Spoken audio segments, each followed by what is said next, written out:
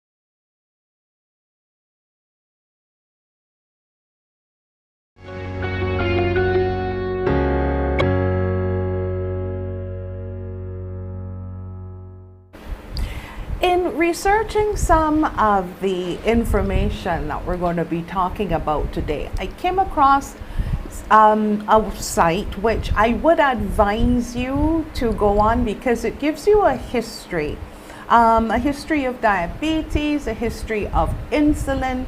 As a matter of fact, insulin I think would have been introduced to the world in about 100 years this year, and I think it was the discovery of that which led to the actual celebration of World Diabetes Day on November the 14th.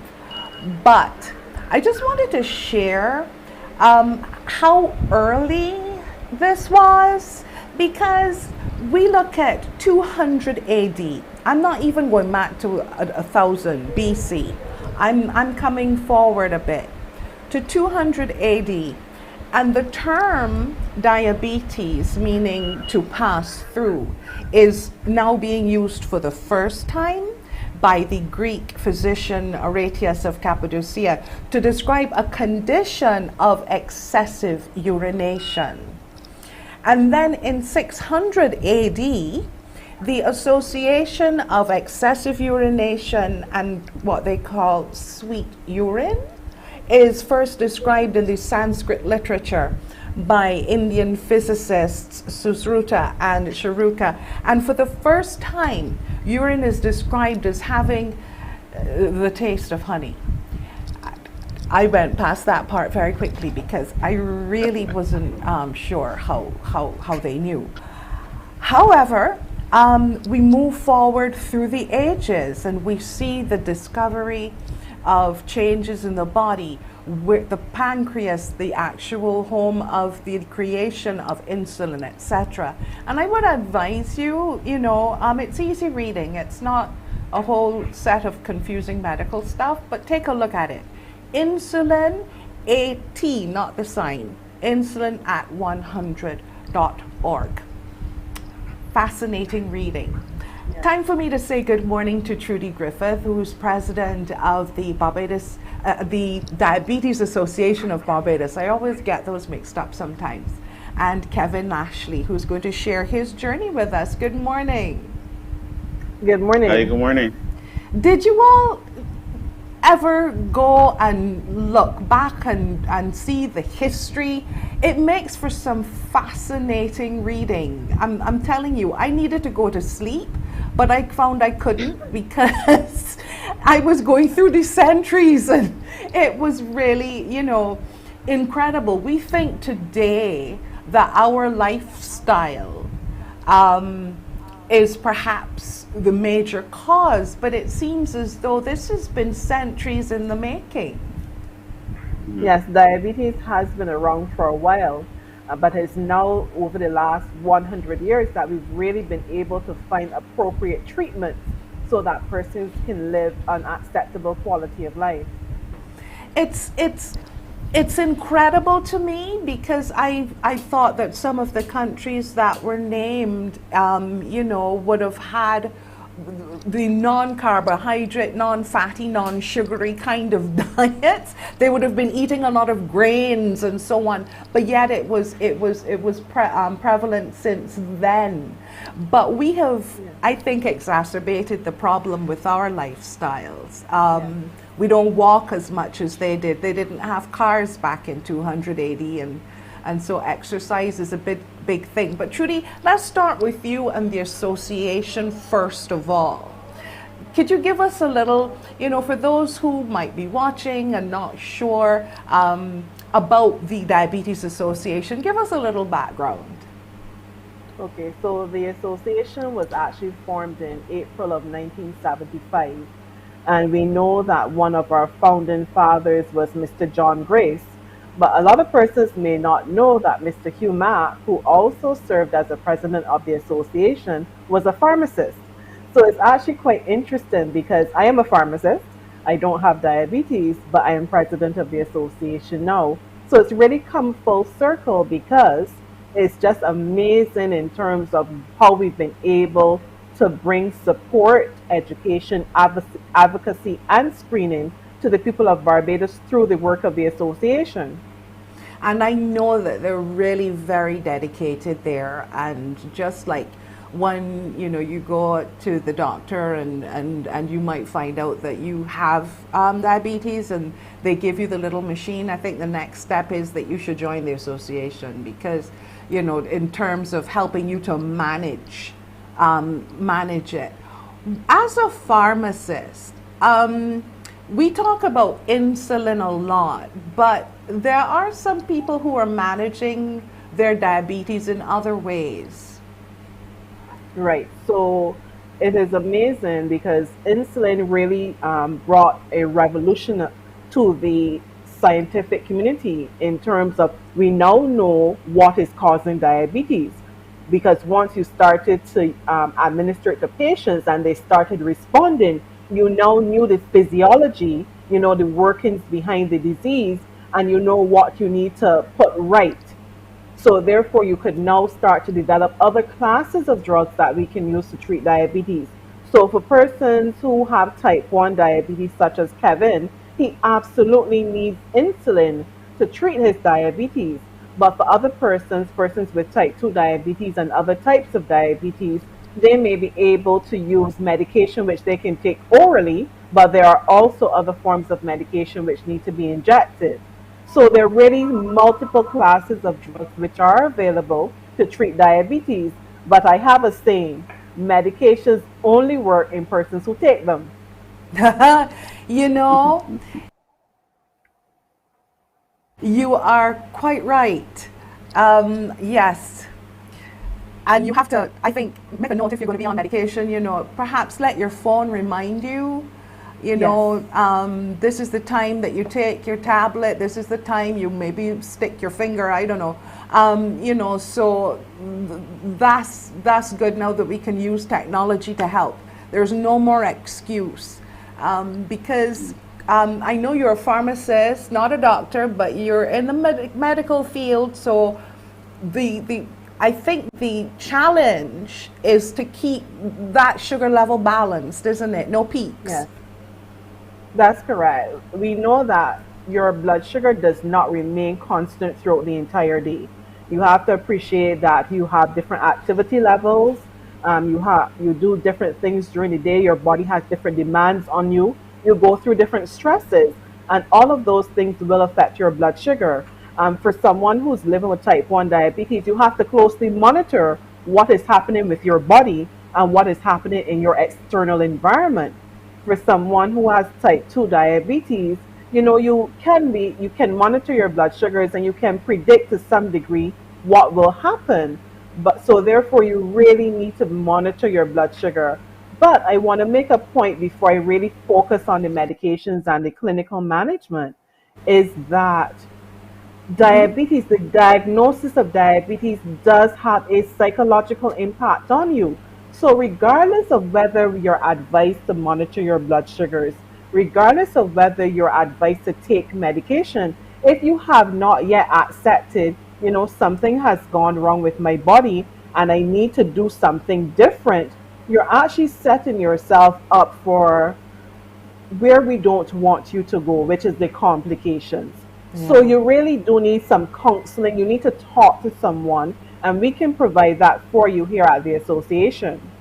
Okay, excellent. We're going to talk about that a little later, but Kevin, you know, Trudy has mentioned type 1 diabetes. We hear type 2 a lot, but we tend to forget the type 1 diabetic. Is your pancreas does not manufacture insulin for some unknown reason. Can you share a bit of your story with us? We've got to take a break in a bit, but we'll start with that for now.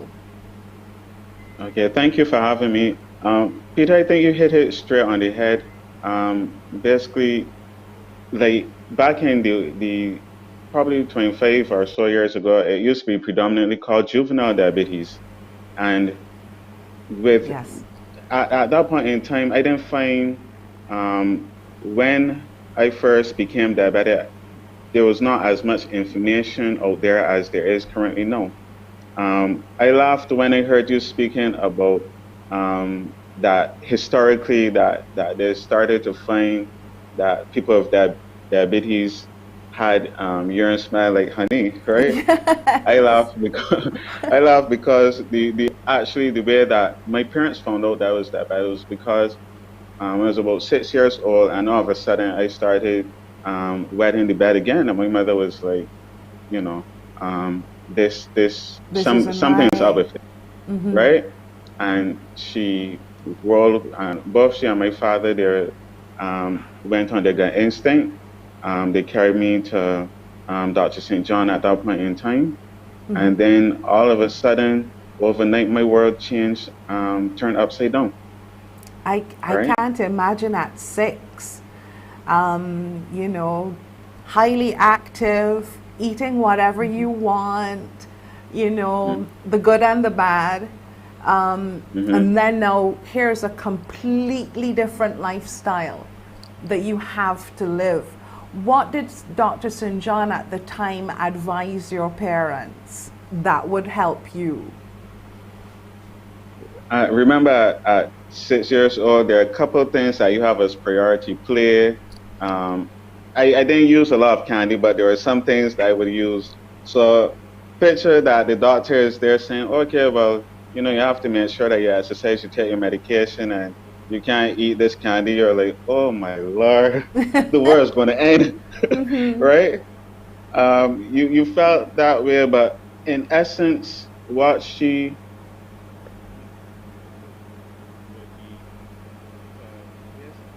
would be encourage me, stay the distance, and also too that you couldn't live with it, despite at that point of time she would have recommended I take two. I think at that point in time I used to take about insulin about twice daily. Now I take it 4 times daily. But so she in essence stayed the course, and the same recommendation that that Madam President made with relation to the psychological impact.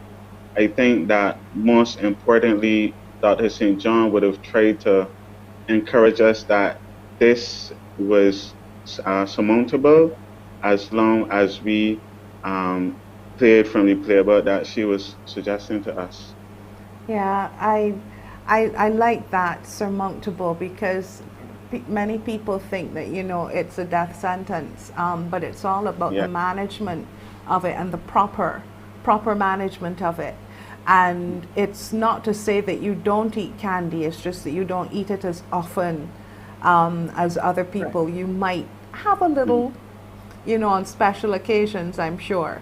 But in terms of the increase of the insulin, for a 6-year-old though, that insulin is injected. Can you remember how you first dealt with that? I can tell you that most days I cried. Most days I felt depressed. Also, too, my plate in terms of my diet was being shifted. Where now, if you look at my plate, it resembled a lot more green, leafy stuff. And I can tell you that I hatched a plan to where I intended not to eat the Oh vegetables. My no. mother would give me the carrots, Oh, and I would wait till my mother turned her back and carry the carrots out and ship them under the house, right? So eventually my mother discovered the carrots were outside, and I was sitting down in the kitchen, and all of a sudden I heard her shout out my name, right? And I ran, and when I saw where she was pointing to, and she was pointing to these huge amount of vegetables, I was like, oh my gosh, right? caught. She said, I was caught, right? And you know, parents have a special technique. You know, back in there, you ring your ears, right? Yeah. So you know, and you go up on your toes and stuff like.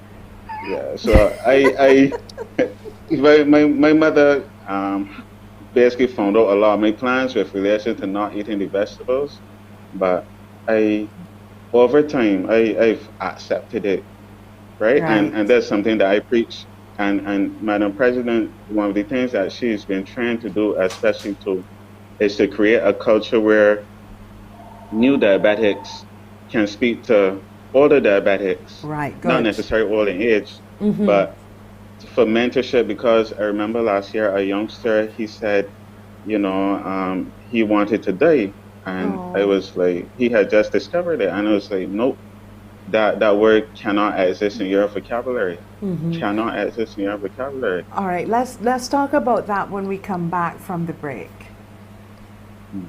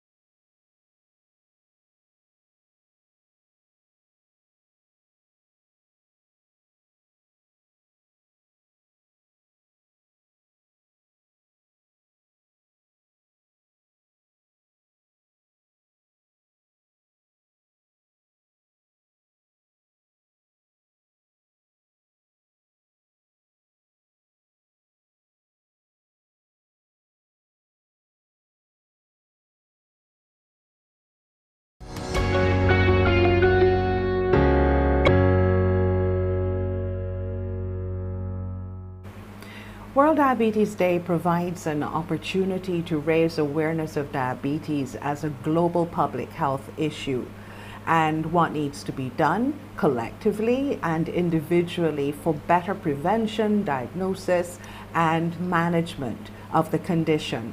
This year's World Diabetes Day, which is coming up on Sunday, is taking place at the end of a year which has been intensive in terms of global advocacy for diabetes.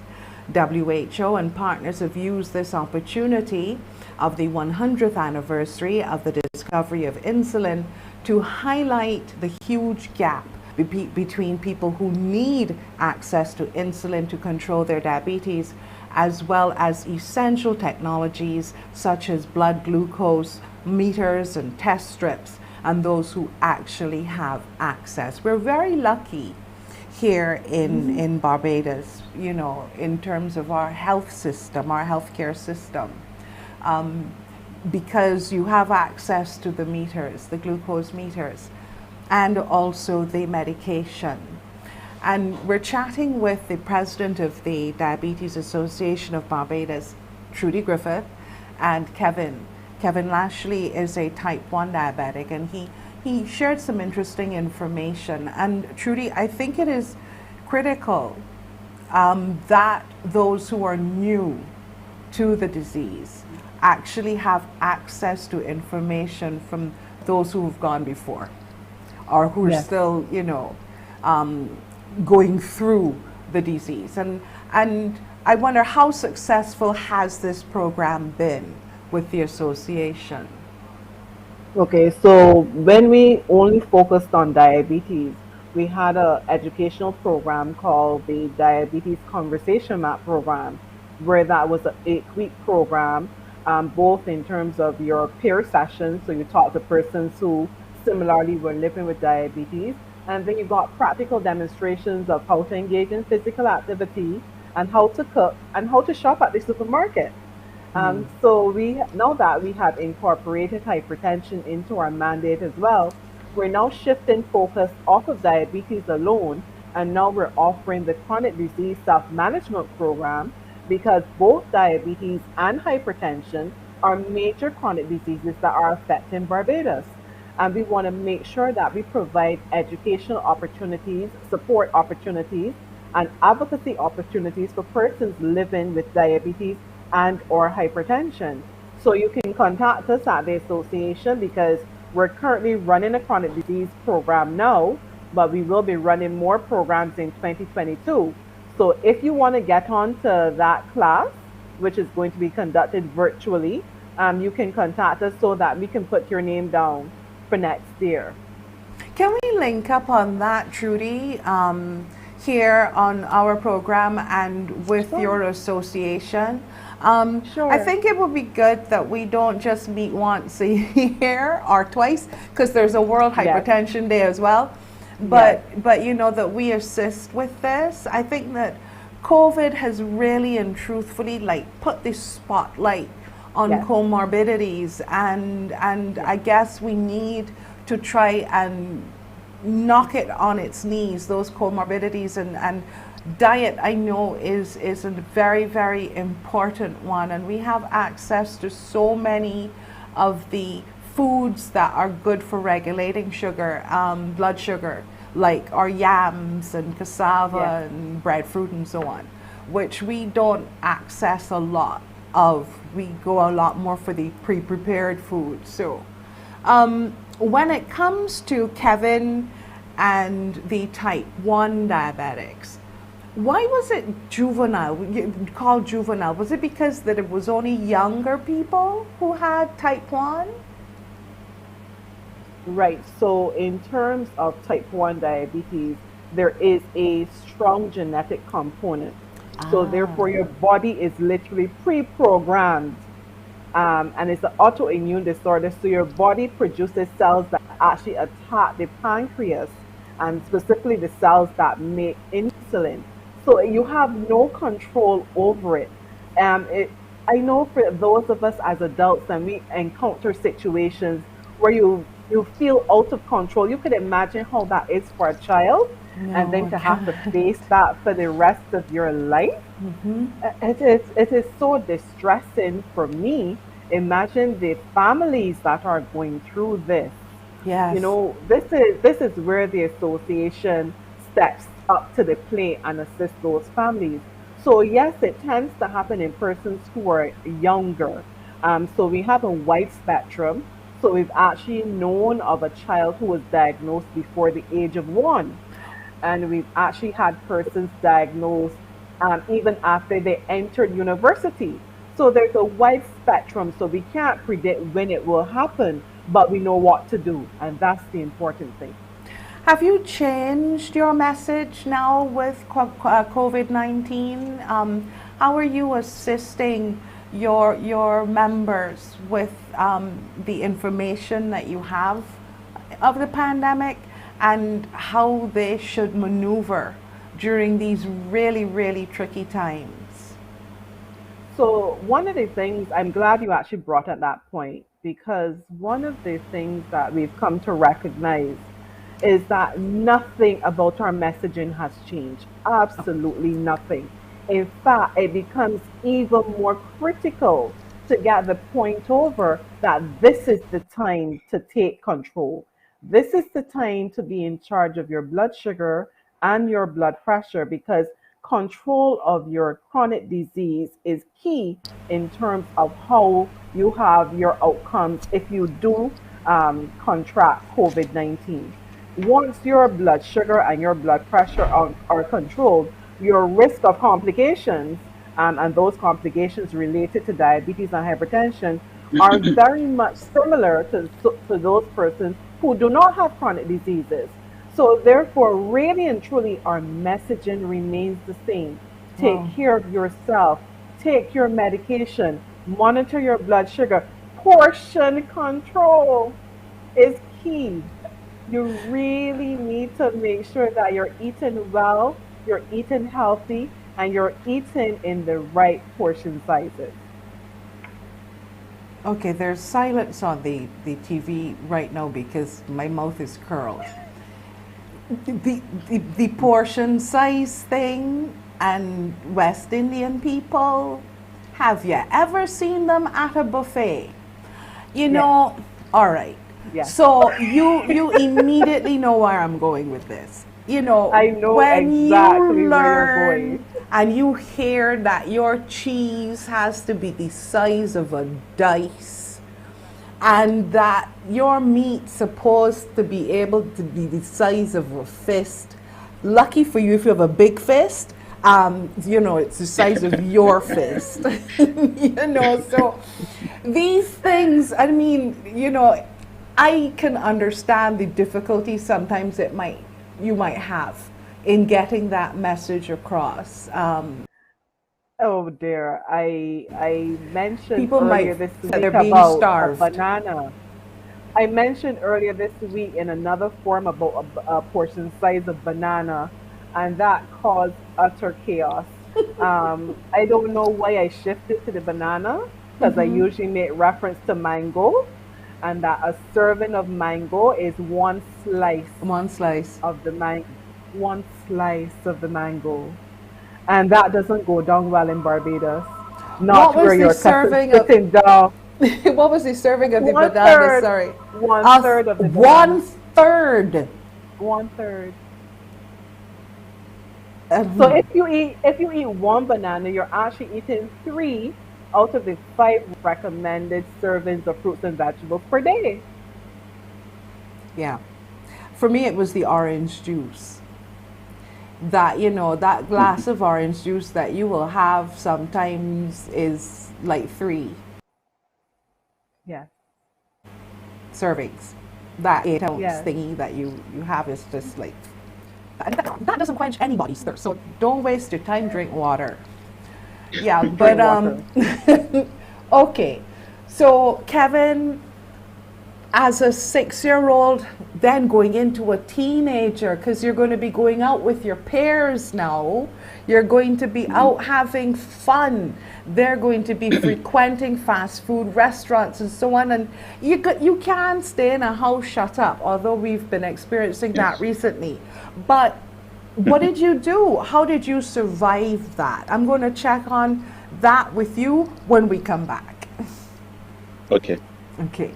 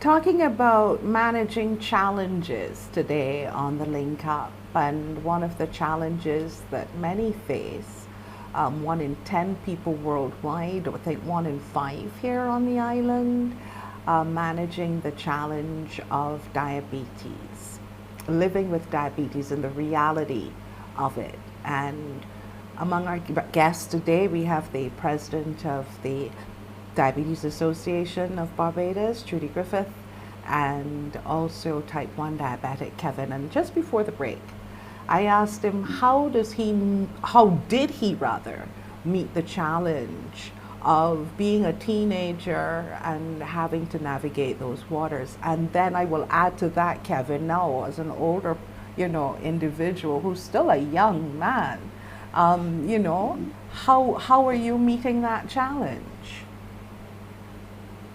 Okay, so one of the things I definitely want to get across is that success in diabetes has to be by committee, right? And by that, what I mean is you would grow up through life hearing people say, I don't need anybody. It's just me, myself, and I, to me, that's not the ideal way to go through this life. And so you have to have friends around you. So like for instance, when I was at school, some of my friends might be like, you don't know you're not supposed to be eating that, right? Well, then you know next time not to eat it. They stick on you that sort of way, right? Um, Also, too, my parents and my family have been definitely there with me, continuing to encourage me. And so that's why when I say by committee, I mean you It have your takes a friends, you have your village. family. It takes a village Yeah. to get you through this, right? Because um, there will be times when you feel extremely low, and you know you just need that word from somebody to say, "Hey, continue to press on with this." Right.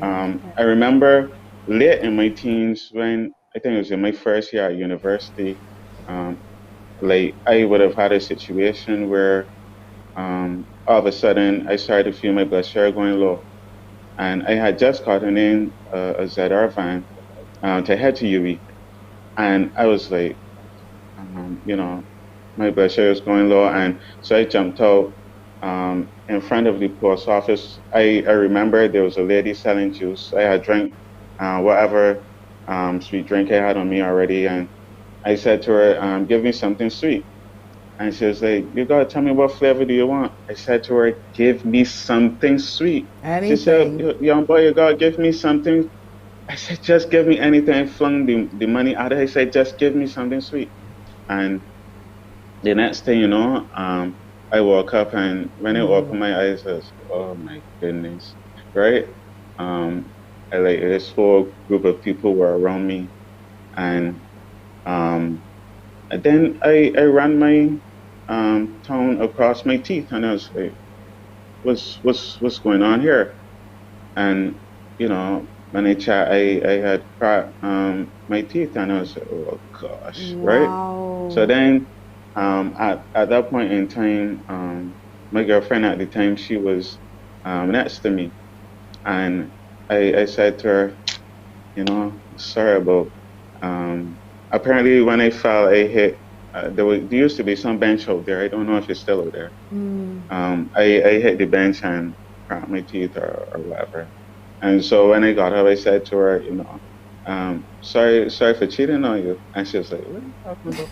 I said, I went trying to kiss this bench and I don't know what went on, right? So she looked at me as if I was crazy, but um, like, you know, all of that, like I go through mental pieces with diabetes, things like to help me to get over the line, and that's one of them, as in not taking myself too seriously. Like if something bad happens, right? The next day I had to present at UE, and while presenting, I had to present in the morning. We would do these case studies and such like. So I had to present at UE, and you know, my mother's, you know, she was saying, well, you know, just stay home and rest yourself. I said, I have to go to that class, right? Right. Um, she said, but you're not 100%. I have to go to that class. I have to go to that class because mentally I need to be telling myself that this is not something that is gonna overwhelm me or overcome me. And Right. I went to the class, and you know, obviously, I still had some fresh injuries and stuff like that, and I could hear some people commenting and stuff, but I needed to do that to remind myself that this was not something that was going to defeat me. What is that feeling like when your blood sugar is low? How can you tell? Or on the opposite, how do you know when it is up, when it's high? What feeling do you get?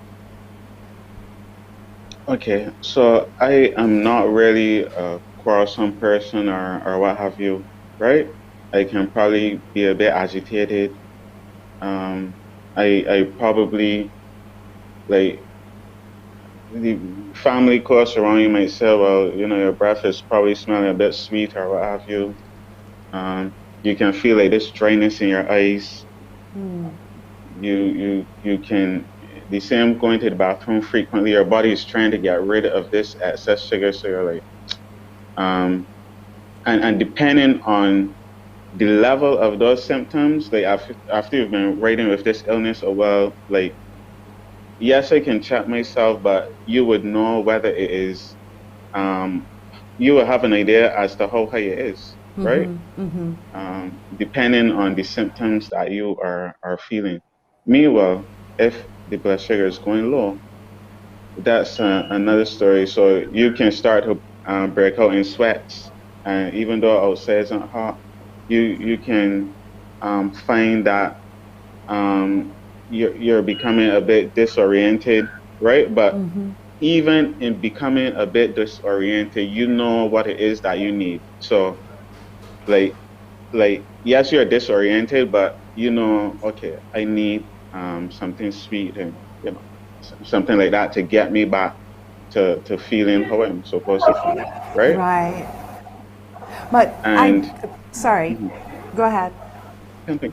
No, answer your question. I had a friend of mine who was a type 1 diabetic, and one of the things that he always had difficulty with was with his particular diabetes. He had difficulty in managing those highs and lows. And it was the control of it, and not because of his diet or anything. That's just how his was. And he even then had to get the pump to help him regulate the level of insulin that he put in, and so on. So it was quite scientific. I was just amazed. Especially type 1. Yeah, I was amazed at how he knew the different varying levels and so on, and when to fix the pump to inject him with. Anyway, it was fascinating. I don't use the pump, but I began to have some difficulties with my blood sugars going up and down, especially during my teenage years. And one of the doctors I went to, and I've been with her since, Dr. George. Dr. George says to me, I'm going to increase the amount of times that you take insulin. Back then I was only taking insulin twice, right? And I was like, doctor, you're telling me that to get me back right, this is what you're going to do? And she said, yes. She says, I believe that is going to help to control your blood sugars a bit more, deal with the impact as to how you eat and such like that. And I trust her then, trust her now, and the blood sugars began to come back down to what we would call or what doctors would call HbA1c, which like tests your general level of control over like a 3-month period or so, right? How often do you have to get that done? You do it every 3 months? Probably every 3 months. Okay. And for now, your level, you've been managing it correctly? Yes, generally.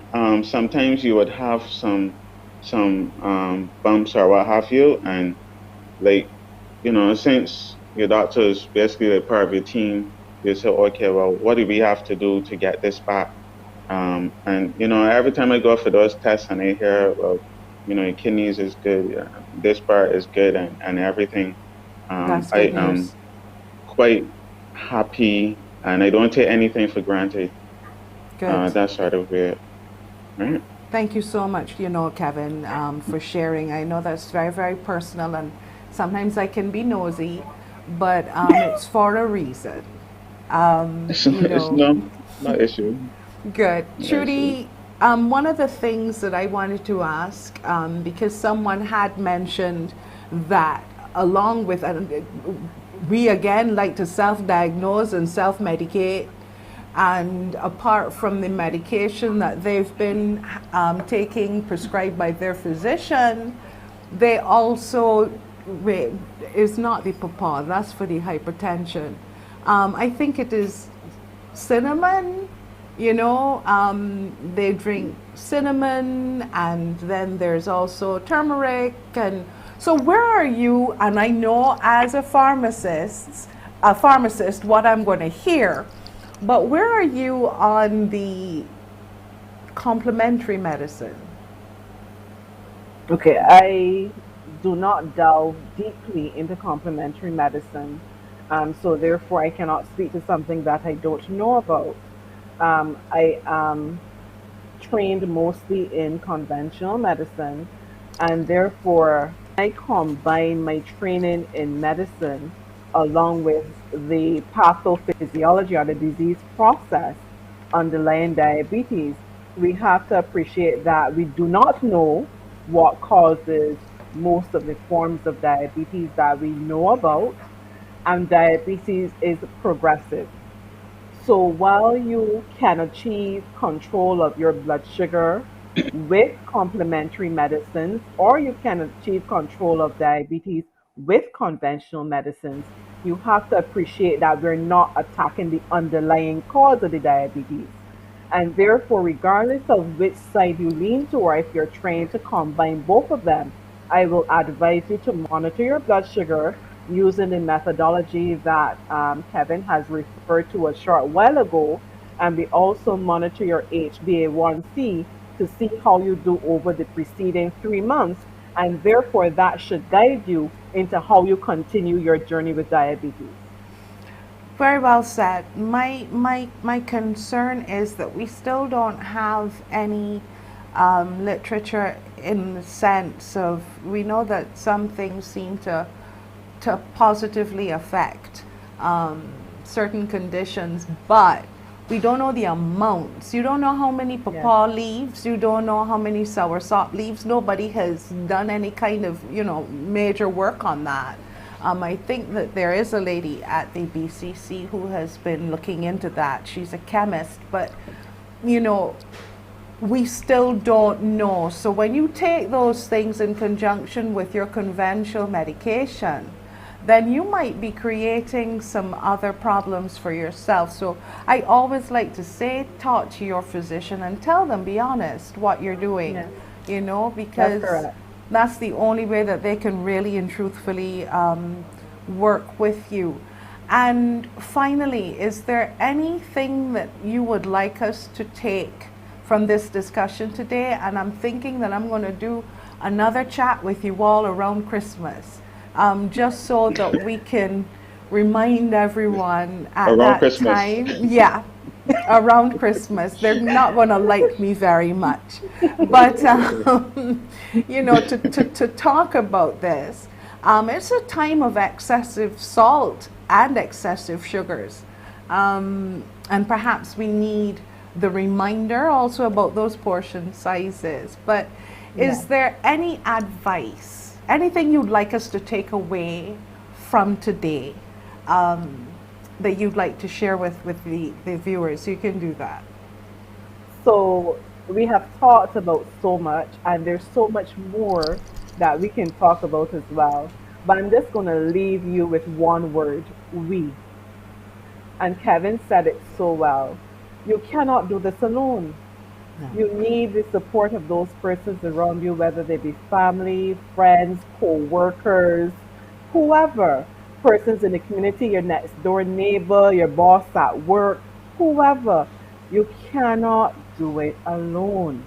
That is so important. We need a team of persons, health professionals around you, but you need to develop your team as well, your support team, to help you navigate your journey with diabetes.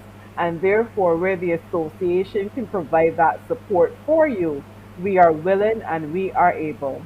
Thank you so much, Trudy. And Kevin, thank you, for being frank and also for sharing your journey with us. And, I wish you all the best, both of you. Please continue to stay well and stay safe.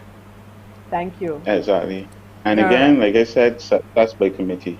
Yes, right? I like that. I like that. Very well said. Very well said. We'll be back as we meet another challenge after the break.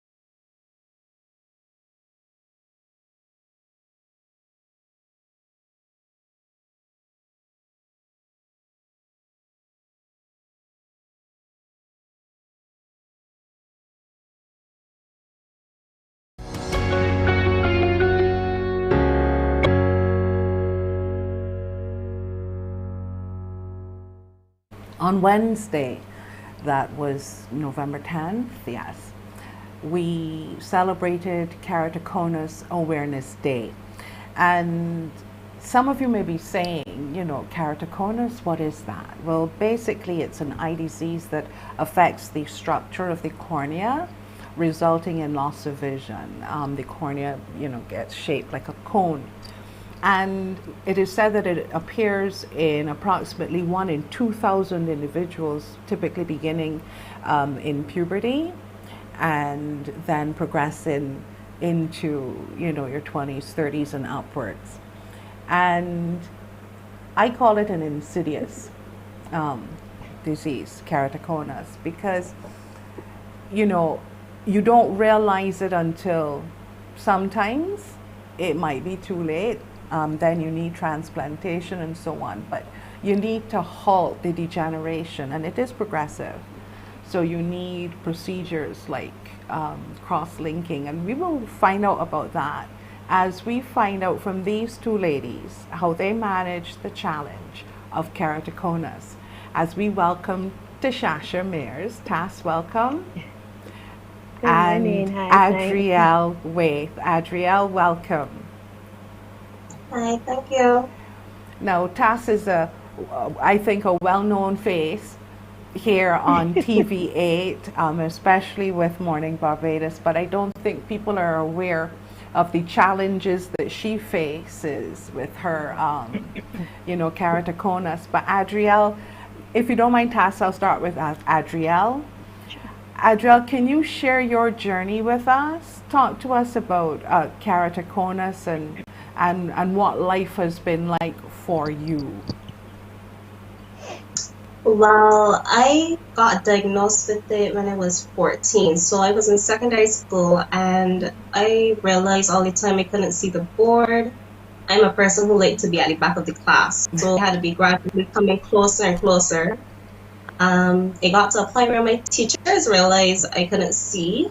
And my mom just took me to the eye doctor, and then we found out I have keratoconus. We were told that I can wear glasses, but every year we had to get our glasses changed. And it get to the point now that I am 21, I can't wear glasses anymore. So the options are the cross-lens and the scleral lenses. Okay, now these are foreign to people who might be watching. So Tas, I know that with your your condition that you have had the cross-linking. I know that how many lenses do you have? Do you wear at any one time again? I actually wear 4 lenses in total. That's So I wear 4. 2 in each eye. Yes. My keratoconus has progressed severely to the point where I started with glasses. Just say Adrielle, I would have been diagnosed, but I would have had it like pre-teens. I would have had it from primary school, unknown to me. It's only when I got to secondary school that I realized I can see. I would be at school in the class, and even doing work was hard. I got glasses, and that still wasn't helping. But then the doctor back then said, I have a lot of allergies, I'm asthmatic, and she was a little concerned with all the allergies, because the allergies, you're rubbing the eye, the Yes. itching. She didn't want me to use the lenses yet. But then by the time I hit 18, it got to a point where I really couldn't see at all. And then I would have got my first set of RGPs, regular gas permanent contact lenses, which are hard lenses to help. But then over the years, as my keratoconus got worse and my cornea changed the shape, I then had to end up doing a procedure called piggybacking. And with piggybacking, what it is that you wear a soft lens first, and then you put the hard lens on, because my cornea shape now has been so distorted, my vision is so distorted, the cornea is so much out of shape, it's bumpy and everything, that the actual hard lens is no longer able to sit on my eye comfortably. So with that, I had ulcers. I became partially blind back in like between 2013, 14. I picked up a lot of infections. So then I attended Harcourt Carter, where Chris King then would have said, listen, we're going to have to start you piggybacking.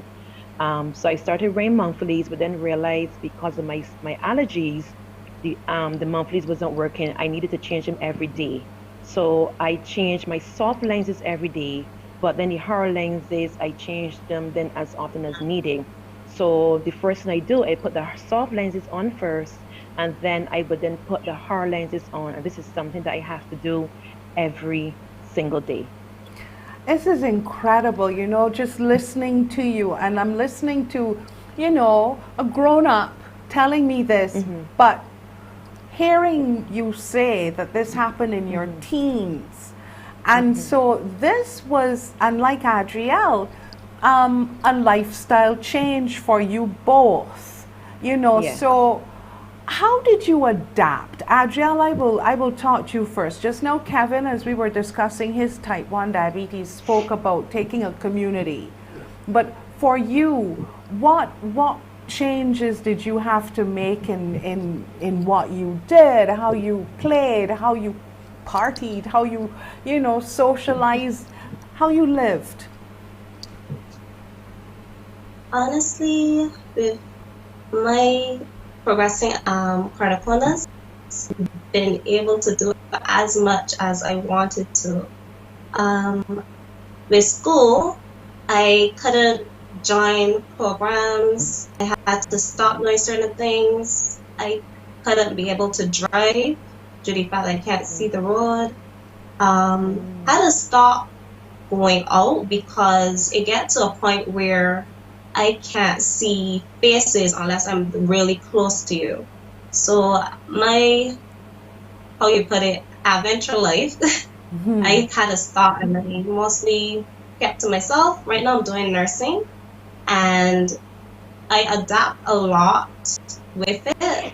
There's not many things that I do now because of the keratoconus, but a lot of my clients tell me that they don't even know I have it because of my environment very well. Exactly. You can't look at a person with keratoconus and tell that they have keratoconus, you know, unless you see some of the things that they do. You know, I'm seeing my son with his phone like up to, you know, like this so that he can see. So that's, you know, the way that you can tell. But again, Ta-shasher, with your lenses, even the piggybacking ones, the possibility of losing them. What do you do when you're, you know, sleeping? What do you do when you go to the beach? Because these aren't things that you're going to stop doing. So what do you do? To be quite honest, to just go off of what Adrielle said, people don't even know I have it. People see you and they think you're normal. I mean, I consider myself normal to begin with, you know. I think we're extra special to have this, you know, but I don't go to the sea. My keratoconus is that bad. I cannot go. The sea water affects my eyes, you know, the sea, the sand, they have like sea worms, sea leeches, so I have to be careful with that. I don't wear eyeshadow or anything like that. I don't wear eyeliner. Couple years ago, I was overseas and I was wearing some eye makeup, and by day 3, I had like conjunctivitis, which is like a form of a red eye. So I'm very particular with my eyes. I wear shades everywhere I go. I wear shades at night sometimes, depending on the environment, if it's dusty or not. So I am very protective of my eyes. But truth be told is that when I started with keratoconus, back then, it was nothing big. You didn't really hear about it. So I didn't feel different or strange. It's something I had. I dealt with it. My parents, we would go to the eye doctor. I had this thing and that was it. So it's only now within the last couple of years that you're seeing that keratoconus is becoming more real. People are having it more. So a lot of people didn't even know that I had it. Unlike Adrielle, I still go out. I still function. I'm a hairstylist by profession. It hasn't affected my work. Thank God for that. So I have learned to adapt with it. I try not to focus on it. Sometimes it becomes frustrating. If I'm at the bus stop, I can't see the bus coming. You see people, they're shouting you. I shake, but I really don't know who you are, unless I really know the voice. I have my phone like your son and it's directly right in front of me. Even something as simple as going to the cinema, I can't see the screen. You go to the drive-in, you go to wherever you go, and I'm like, they're like, and I can't see anymore. You squint. So I'm to the stage now where even watching my TV home, I have the chair right in front of my TV. That's how bad it is. And I recently started having to wear Wow. readers. I didn't know that with keratoconus that I can still have other eye diseases like having to wear readers or cataract. I just thought I had keratoconus and that was it. So now I'm wearing readers, but I have adjusted. I think the hardest part is just people just understanding what it is and showing empathy and understanding that if you go and you say, well, I can't see something, could you tell me what it is? People look at you like, like, so you can't see that, eh? And I'm like, no, you have to explain. And I get frustrated having to explain it. I don't think people really, they don't understand it. I think they think that you're over exaggerating when you can't see. So I would say, like last time I was talking to my sister, and I said, listen, I can't talk to you if you don't have light on, because I can't hear if I can't see, and if I can't see, I can't hear. The two just go together. But I've just taken it in strides. I don't allow it to get me down. I wish I could have it. I wish it was a cure, because I'm at the stage where I cannot have the surgeries, because when I had it back then, there was no surgeries back then. So now in 2021, you have the cross-linking, the rings, the intact, all those things. I am not a candidate for that because my keratoconus has progressed so badly that those wouldn't work for me. So my last resort would be to have a cornea transplant. Okay, we're going to discuss all of those, I guess for some people, strange terms, cross-linking, what's that, ring, etc. We're going to discuss that when we come back.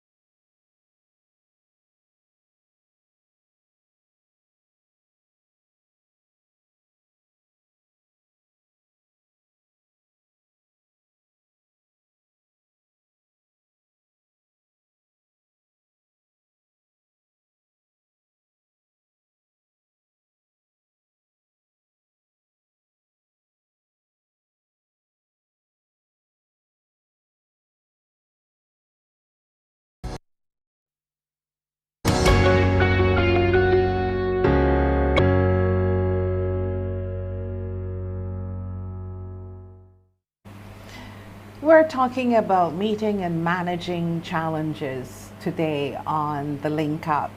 And just before the break, I was chatting with Ta-shasher Mayers, and Tas is a stylist. And so you're thinking, okay, chemicals and so on in the atmosphere, how does that affect her? But then she's also mentioning the fact that she wears 4 lenses, 2 in each eye. And you realize the challenges that people face on a daily basis. But then she mentioned some terms like cross-linking and ring and so on. So Ta-shasher, perhaps you can chat with our viewers about just what those procedures are. Okay. Well, cross-linking is basically a procedure used to strengthen the cornea. As I said, for me, with cross-linking, because I'm so far gone, I can't do the cross-linking because my cornea can't be strengthened any more than it is right now. So a person who maybe, let's say keratoconus from 1 to 10, I'm putting myself at 10. So let's say you're between 1 and 5, your chances of cross-linking would be good, because what you can do with cross-linking and intacts and rings, what it does is stops the keratoconus from progressing beyond where you are at now. So you will find that the teenagers now who realize that they have the keratoconus, they're able to have these surgeries done. They have to strengthen the cornea. So for a person like myself who would be on scale of 10, I wouldn't be able to do any laser treatment. I can't put any rings in my eye, any implants. I can't have any cross-linking procedures done because my keratoconus is past that 1:5 ratio. I am now at the 10. So for someone like me, as I said, I would have to do the cornea transplant where you would get that tissue from someone and you would transplant that into my eye. So you remove my cornea and you give me a fresh new cornea from another person. Obviously, like any transplant, heart, kidney, there are consequences. There are negatives and there are positives. Right. It's a possibility that my eyes, my body can reject it. It's a concern of how long would it last. So for me right now, I can honestly say with my contact lens in, my vision is pretty good. Without my contact lens, I would say I'm probably 95% blind. So if I didn't have my contact lens in right now, I would not be able to see the screen. I would not be able to see, I would be able to hear you, but then I would have to come very close to the screen and squint my eyes in order to see you because I don't see shapes or anything. So right now I'm at the stage without my lenses, I have to really focus and try to see who the person is. So right now I am at a stage where we are handling it well with, Dr. Barker from the hospital. I see Dr. John Haynes at the hospital, and I see also Chris King from Harcourt Carter. And together they have been able to keep me, pretty comfortable, keep it at bay. My biggest issue right now is allergies. And you remember we had the whole volcanic thing going on. Oh my goodness, yes. And I have to tell you, I have to be honest, I had, I would say, anxiety. And I remember going to the supermarket and I literally had like a little panic attack. I was so scared because I cannot get any form of dust or anything in my eyes. And I remember when it started to fall, I was outside and I felt this thing. I was like, what is this? It's like, what the fuck? And I was like, so I had to wear goggles. So check me going to work. These huge goggles on my eyes. And, people look at you strange. You go places, you have on your shades. They look at you like, why you got shades in this nighttime? Why you squinting where you can't see if you're going shades? But the shades is to protect my eyes from the sun rays because I have to protect my eyes from the light. Yes. I have to protect my eyes from the dust. So people see you, they don't understand. Sometimes they ask some really silly questions. Sometimes they drop some silly comments. And to be quite honest, if I'm being honest, it gets frustrating having to explain. But I also understand the need to educate persons about keratoconus. And I want to thank Roseanne Myers for that, and the team, and the keratoconus group, and yourself, and so forth, who've been doing a brilliant job trying to get the word out there. COVID came and kind of shut us down a little bit. But, I'm glad that I'm here, that I can at least, explain what it is and how we are managing, and that you may not see me in a wheelchair, you may not see me with a cane, but I do have a disability. I might park in a disability spot because I do have a disability. I think that this is something that you're bringing up that eventually we are going to touch on. And that is empathy. Yes, you can sympathize with someone who you see, but the empathizing, now, the feeling for that individual. Sometimes I find people can be a little insensitive because they don't really understand. And they ask questions to, try and find out, but then they don't ask the questions in the right way. And so I can understand your frustration. Adrielle, have you had the cross-linking done as yet, or are you? Okay, she's having a few technical problems right now, but she's managing them. So hopefully she will rejoin us.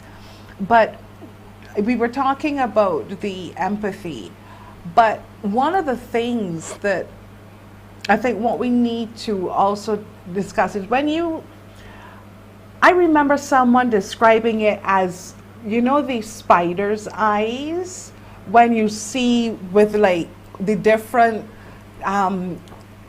visuals that are 8 times on top of one another kind of thing, that was what they saw? Was that what it was like for you, that blurry kind of spider's eyes, 8 of them, you know, visions of them for you? I'm not hearing you, Tass. I get, can you hear me okay. now? Yes. Right, so I do get the blurriness, I do get like shadows. I think we call it like ghosting, where you Yes. get like a white cast over your eyes.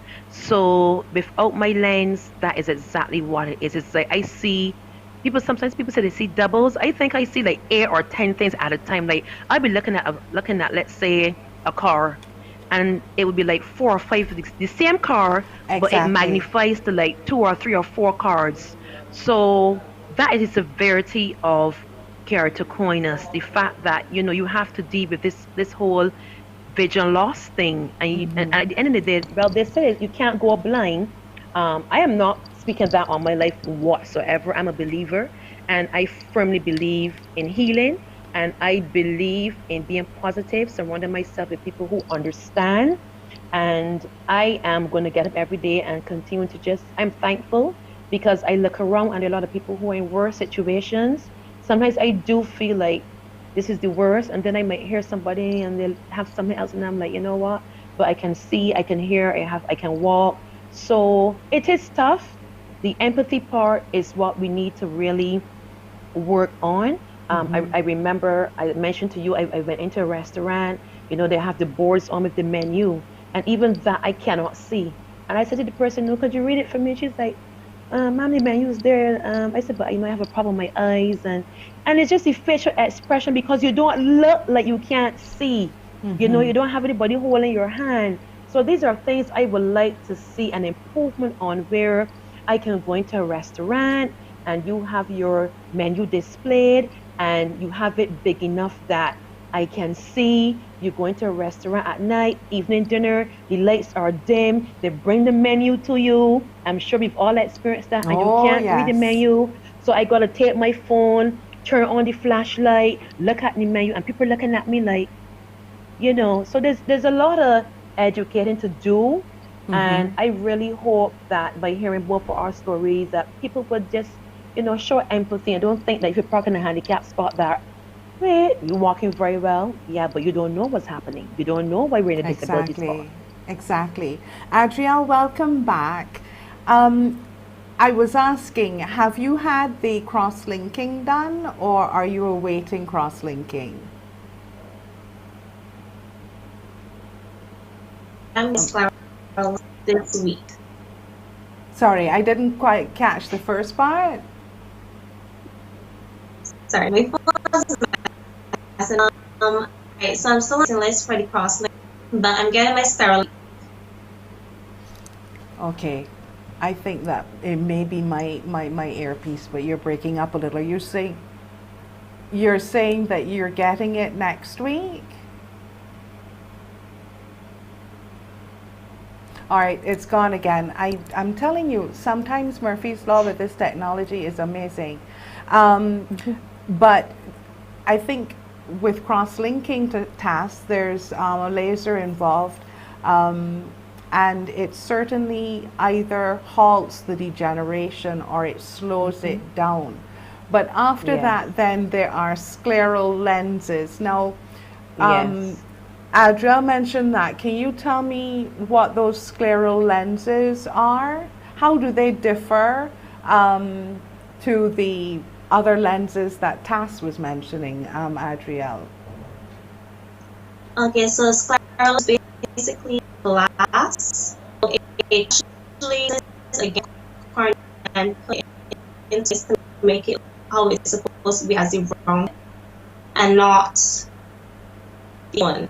So it's just like glass. You can see way better out of them. You adapt with it.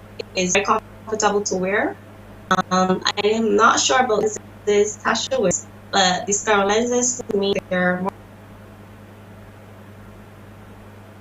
All right, Tass, you want to pick up for me? Sure. Um, the Scleral Lenses and the lenses that I wear at this moment, the RGPs, which are hard, round, small lenses, they only cover what I call it the little black part, the little corner there around my eye, just that little part there, okay? But now the Scleral Lenses, they cover the entire eye. They cover the entire eye. So with the hard lenses, they're supposed to sit on the cornea and basically reshape the eye, because the eye shapes like a cone, it goes and it bumps off. Yes. So what the hard lenses does, it sits on that cone and tricks the eye into thinking basically that you have this perfect shape. But the Scleral Lenses now, they fit around the entire brown part, the white part of the eye, which is better. I did have a fitting to try to see if the Scleral Lenses would adapt to my eye, again because of the severity of my keratoconus and the shape of my cornea. That is my biggest problem, getting the correct shape, because my cornea has a lot of bumps. So if you have to tackle that lens, being able to sit on the eye and not having any space, because if there are any spaces, you get air, then your eyes get dry, and I suffer with severe dry eyes. Then because of my asthma, I have a lot of allergies. So that is the issue. I did have a pretty good fitting. So I'm going to see, hopefully, when we can go back to the hospital and see Dr. Barker and see where we go from there. The last time it was possibly having a cornea transplant in the right eye, which is the worst of the two. I really am being honest. I do not want to have any cornea transplant. I know it sounds weird, but I am just believing that I will never get there. But I leave everything in God's hands, and in the meantime, I just do what I have to do. I change my lenses every day. I have to clean them often, and especially as a stylist dealing with chemicals, I wear my gloves. I have to make sure that I have a little toothbrush, and I have to make sure I scrub under my nails, because I did have an incident years ago where some chemical residue was under my nails, and I didn't know. I put my hand in my eye, and then I had some serious issues. Wow. So those are things that I tackle daily with my job, and wearing glasses that if I spray hairspray, I try not to get it to fall into my eyes and stuff like that. But it is an everyday battle. I think I've been handling it pretty well, and I just hope that people will be able to learn from the story this made, that they will Google it and educate themselves about keratoconus and what it is, and understand that there are a lot of people who have it and don't even know that they have it. And the rubbing of the eyes, you have to let your kids know, don't rub their eyes. If your kids have a lot of allergies, correct. So you have to be careful with rubbing. That rubbing of the eyes actually helps to change the shape of the cornea. So all these are things that we are working with our group, the Keratoconus group, with Rosanne Myers and Dr. Barker, and so forth, and you. So I really hope that persons would just educate themselves about keratoconus and realize it's not a death sentence. It's not. It is a rare disease, but it's a serious lifestyle change. Yes, it is.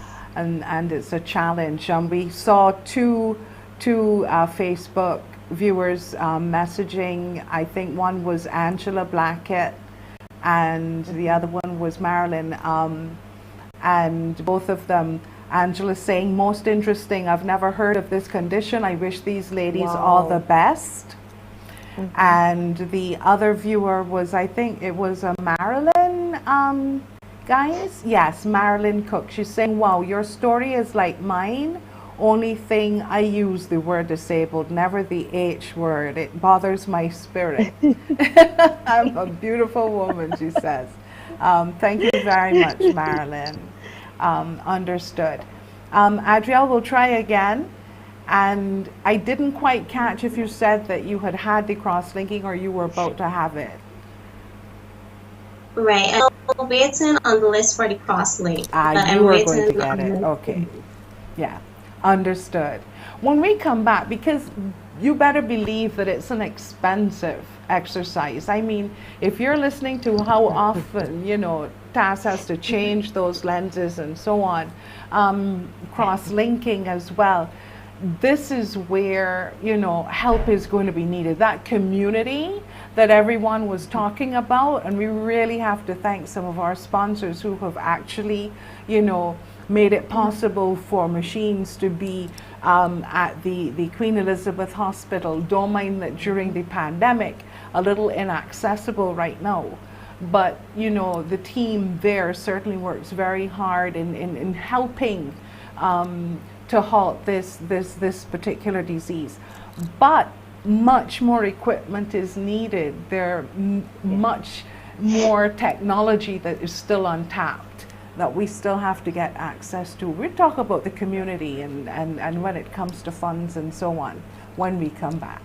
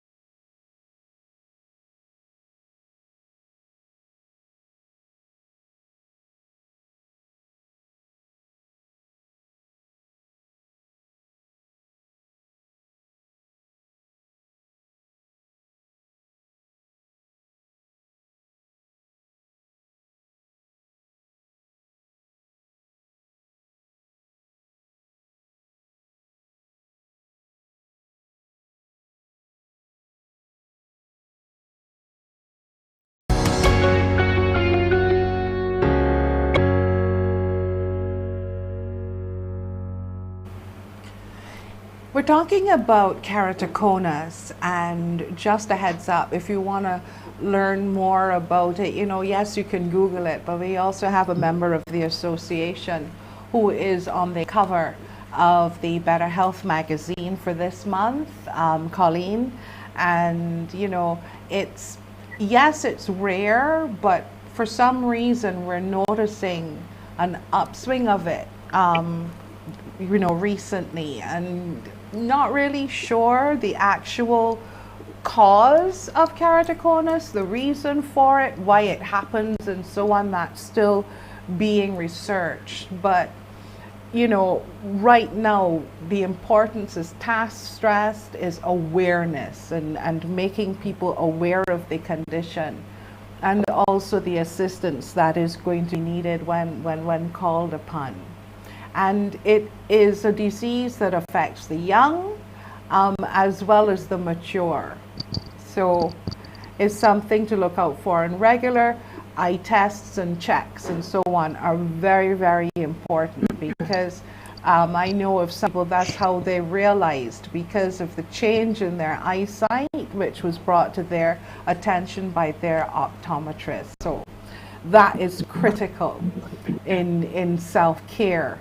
But let's talk about the association, Ta-shasher and Adrielle, how important it is to you both, and what do you get from KC Barbados? Either of you can. Go ahead. Go ahead, Adrielle. Yeah, you can go first. And I just love how I can find support and help. It's very smooth. I love when everybody gets together and everybody.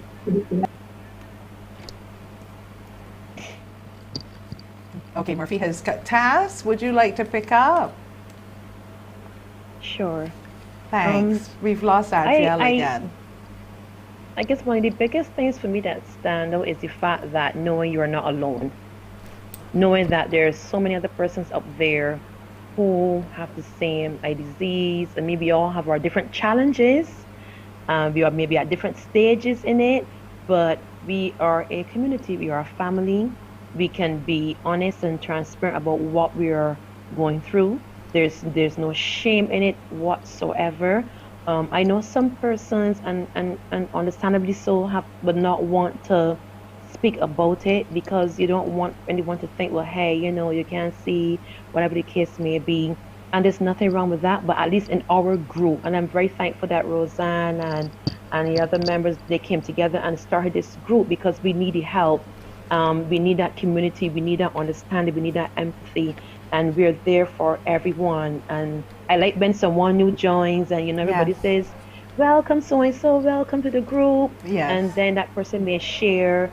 You have parents who are in the group representing their kids. I remember a time back we had a parent in the group, and it was the first time dealing with something like that, and she was very scared because her son is young. And it can be a very scary thing because the first thing you think about is, will my child go blind? Yes. Nobody wants to be blind. Nobody wants to lose their hearing, their talk, whatever. So, we were able to help her, and everybody chipped in and talk about their experience and how you can handle. And that is what we need, and that's why we need persons to get on board and help the association because, I mean, we have older persons, but for the younger ones coming in and who have it, they are the future, and we need help for them as well. And so we really want to thank all of our sponsors that would have joined and come on board to donate. And even though with COVID, we know it's hard, but we still have persons who are able to donate, whether money-wise or not. So we just want to thank everybody for that. Our viewers on the screen now can see, and that was the blurry effect that we were talking about. You see just there with the car and so on, the difference of the blurred vision to the natural vision. And sometimes it can be, those cars can be doubled or quadrupled in people's eyesight. So it's on Facebook, and you can, if you're interested, you can like the page and you can find out the information there. And if you have just been told that you have keratoconus, you can also link up with us there. So Casey Barbados, very active. What I like about it is the support. I don't think people recognize your mental health sometimes when you are, facing challenges such as this. Eyesight is something that we just take for granted, until something goes wrong. So I'm quite happy that group is there to lend support and to try to lend assistance as well. We've got like 2 minutes left. Today has just flown. It's crazy. Tas, anything you would like to share with our viewers in the minute and the bit that we have left? Think something that you would like them to think on, consider, any advice for those who might be watching and having keratoconus at this time. It's up to you. Sure, I think for sure I want to touch on, as I said, the whole getting yourself tested in terms of, don't just assume that if you can't see something that it may just be as simple as, I'm nearsighted or farsighted. Listen to your kids, especially when you hear your kids say, Mom, Dad, I can't see, I'm having problems at school. Take that opportunity to take your kids to the eye doctor and get them tested. As I said, it is not a death sentence. You can live a healthy and long life with it. There's a whole host of treatments out there. We have our keratoconus group, headed by Roseanne Myers. We have Dr. Barker, who is the corneal transplant specialist in Barbados. We have a community that can help you get tested. Even yourselves, even as adults, get tested. And I also want to emphasize showing empathy. If someone says they can't see, or, can you help me read something? Do it. Understand that being a disability isn't just someone in a wheelchair or someone walking with a cane, or because you can't visually see that I have a disability, it doesn't mean that I don't have a disability. So I want to stress awareness. I want to stress that each one of you take the responsibility to Google it, find out about it, educate yourselves on it. And even in the schools, I would love to see a program in the schools. I think we were working on that before COVID, where we can go in and have those conversations with teachers and educate them as what to look for. Because if you don't know what to look for, because I remember being at school and to be quite honest, I didn't leave school with any CSCs because I could not see. I really could not see. So even watching, being at home doing schoolwork, I wasn't able to see. And I remember going to school and up the chalkboard, I there struggling. I didn't go far. I mean, you know, it could get a little trouble, but I wasn't a child that was just playing the fool. I really could not see. But I am proof to say that, you know, I left school. I may not have had the opportunity to get my CSCs there, but you know, now that I know what it was, we found out what it was, I was able to get myself back on track and go to Right. tertiary school, and you know, now I'm here to say, look where I am today.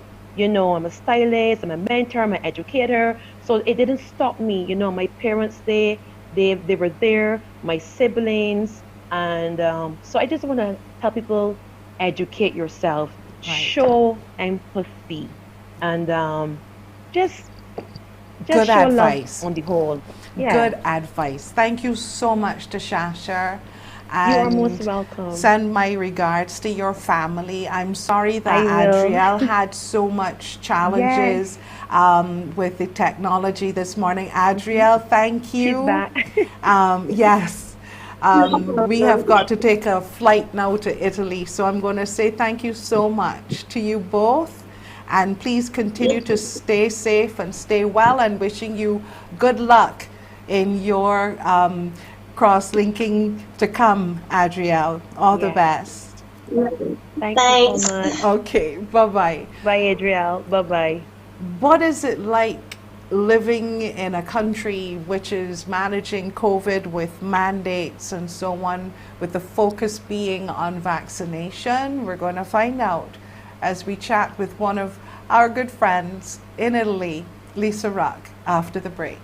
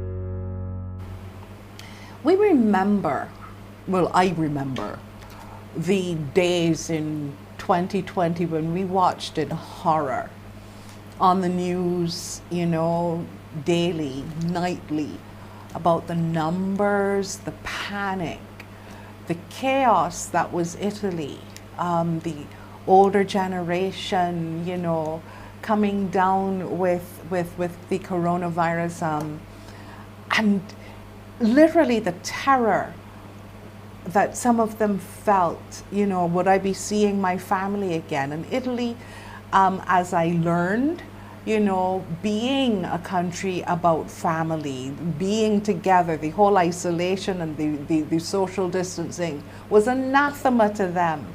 And so Lisa Ruck was our correspondent, our link to Europe. At the time, we depended so much on you, Lisa. And we say It's good true. morning and welcome. And when I hearken back to those days, I think of how far Italy has come, what it has gone through. And so perhaps you want to set the scene, and let's talk then after that about, you know, what life is like now. Well, I mean, we had good to see you, Peta. Thanks for Good to see reaching out. you. You know, I'm always happy to be here. Good morning, Yes, you Barbados. are. Thank you. Yeah, we've come a long way. We've come a long way from those dark days, you know. Now everybody talks and jokes about life, pre-COVID life. Because for us, it was almost like, you know, a war here. So right now, life has gone back to normal, but there had been so much steps in between that time, so many restrictions. You know, our lockdown here was nothing like what happened in Barbados. In Barbados, you had a lot of freedom compared to how things were here. It was almost dystopian. And now life is getting back to normal. Tourism is back. Our vaccination rates are up to over 80%. We're completely opened up. 80%. How did they achieve that? Yes. So, because we had it so hard, you know, it's kind of like we can't have that happening again. And so as soon as vaccinations were made and made available to the public, what happened is there was like a rollout. So for each region in Italy, it's almost like its own country. So they have their own health system. So I can only speak about Lazio. I'm in Rome, so Rome is part of Lazio, similar to Kingsland and Christchurch. Right, And okay. so I was able to, you can go on, and every week they were setting the dates back by 2 years. So at first it was only for people over 60, right? First over 70 and then over 60, the most vulnerable people in the country. So then young people for months weren't able to get vaccinated. And then when they felt like the most vulnerable people in society had been able to get the vaccine and access it throughout the country, then they started to come down. So every week, the age at which you could apply online and book your appointment to get vaccinated, it came down by 2 years each time. So for example, if you were born in 1966, then you'd have to wait, you know, maybe next week, then you'd be able to go from 1968 and so on all the way down. So now most people are vaccinated. Why? Because in Europe, we have the Green Pass. What's that? Okay. The Green Pass is it's a QR code. It's a little certificate which makes it possible for you to travel freely throughout Europe. It shows that you're vaccinated. And remember, Europe is a bloc. And so with the Green Pass, you're able to travel throughout Europe. In Italy, how is it applied? You need it for getting on public transportation, going into restaurants, going into cinemas, the theater. If you want to sit at a restaurant inside, you need to have a Green Pass. You need to show that you're vaccinated. And why we have these high numbers of vaccination rates is because from mid-October, I think, it was mandatory that all workers in the entire country, whether you work for the government or privately, you had to be vaccinated. If you're not vaccinated in Italy, then you have to go get your rapid COVID test done every 48 hours. What? Wait, pause. That's 2 days. Yes, because it's that's the length of the certificate. Because it's the rapid test. You know, you get the rapid test in a half an hour, right? So that certificate is only valid for 2 days. So let's say, for example, tourism is back, but the tourists that are back, if they do not come and go to the health service in whatever region they're visiting and get their certificate, vaccine certificate, converted into the Green Pass, then every 2 days they need to go get a test done. Because you can't even go into for example, you know, the Vatican is a state. So you can't go into the Vatican, you can't go into St. Peter's Basilica without showing your Green Pass. And so that's how we were able, especially in the country, to reach over 80%. Now we have the highest vaccination rates in Europe after Spain. Because if you're an employee here, if you have a job in this country, you have to be vaccinated. If not, you can be barred from work and you won't be able to enter the building, especially if you work for the government. And so life is back to normal. I'm glad we have reached this level. I know, of course, you see online, sometimes in the news, these protests Trust me, that's like 1 or 2% of the population, if most. Everybody else is like, we need to get back to normal. We need to get back to life. We need to get back to earning money. And so I can speak for Rome, and I can tell you Rome is back. Okay, but my question, and there are two. I mean, there are many, but for now, two. The first one is, this is a QR code which then you can travel with on your phone, or Right, is this a so- physical something? Well, you can print the certificate as a PDF. We have like 3 apps that you can. There's the EU app, and then there's the app that we have here in Italy, and you can also. So when you go and you get the conversion, wherever you had your once your vaccine is recognized in Europe, so the Moderna, the Pfizer, the Johnson and Johnson, the AstraZeneca, there's an entire list of accepted vaccines. Okay. And just as long as your vaccine is accepted, you go and you apply to get it converted into the green, and that's valid for all of Europe. So, for example, I don't know, it's bright. Maybe I can send the producer what it kind of looks I can see a like. little, yeah. But yeah, it's pretty bright. But it's a PDF. You download it, you can fold it, and have it physically with you. Or you just show the QR code. So when you go into a place, you just show the QR code. Right. So great rule. So on the side, you can see all the different ways that you can then download your QR code. You will your have to certificate. translate because So you it's either in have Italian. It's a PDF. Yeah, it's a little bit choppy, but it's saying basically, let's go ahead in safety, in security. So get your green pass, which is valid for Europe, and you're able to travel securely. It's more secure for everyone, the citizens at work, at school, and all the activities that we share. And so you show your QR code, especially in regional trains. Yeah, you're welcome. Especially in regional trains, any regional transportation, you need to show your code. So you just pop it up on your phone. It's super bright. The further I go away, maybe you can see it. But you just show your code. It's scanned. So all the restaurants, all the museums, they have an app as well on their phone. So you go to the restaurant, the waiter, they welcome you. Do you have your green pass? If you don't, you can't come in. You can't patronize that place, or you have to sit outside. Therefore, as winter is coming, who's going to want to sit outside and have dinner in 5-degree weather? So that's why our rates are up. I'm really proud of how far Italy has come, especially what we went through. I mean, the management of it all, you can't imagine managing a country and a population of this size. And so, there's some people against the vaccine. Some people say, but what if I can't get a vaccine? If you have a medical reason, that was my second question. Yes. Yeah, you go to your medical doctor and you get the exemption.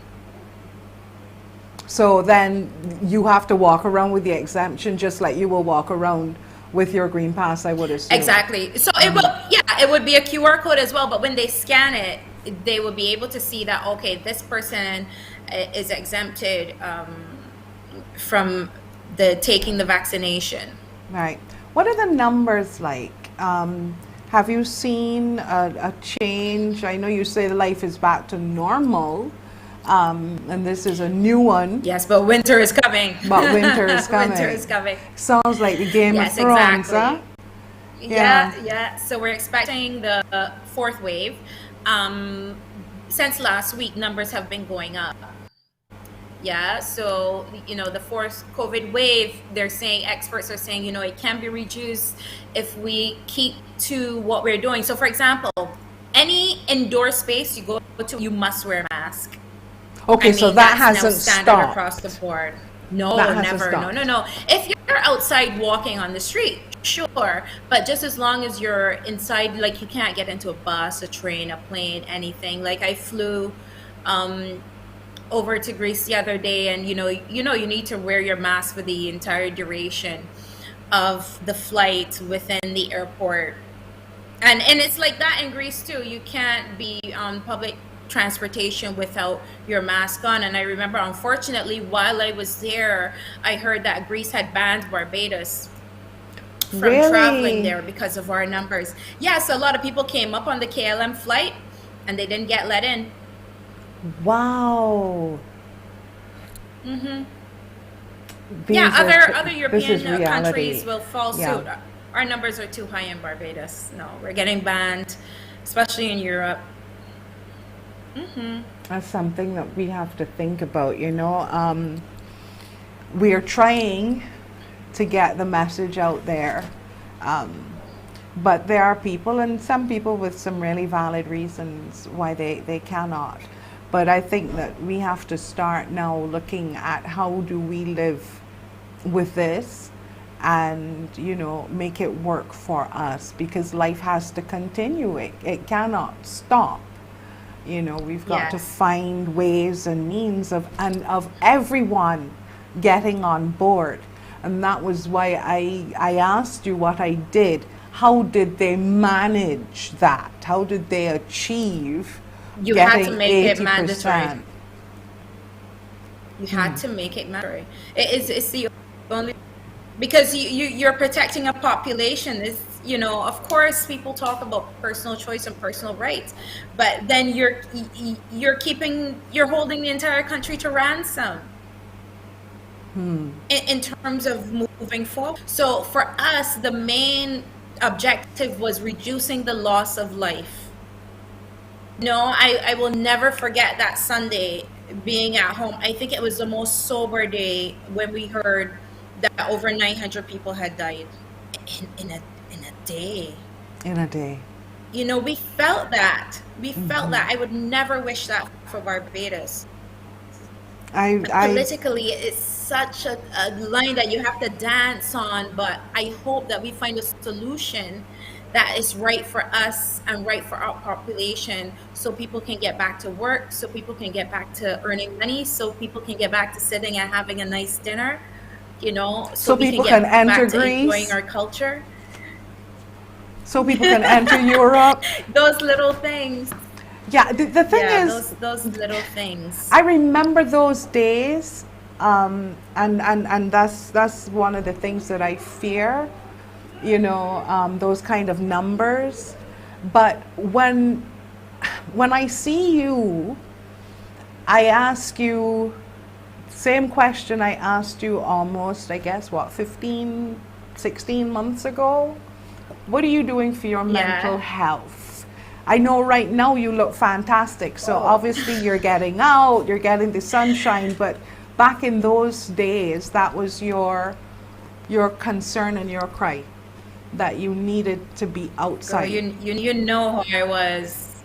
Yeah, you know how I was, and I love that you checked in on me. What I'm doing now as winter is coming is Monday I start a new series on my Instagram called Roaming, where I force it's like to preempt. I don't know if many people know about SAD. It's seasonal depression, and I suffer from it like very, very deeply. And so I decided, okay, how do I battle this? Because it's getting darker, the sun's already setting, and it's a couple minutes to 5 in the evening. In a couple minutes outside is going to be pitch black.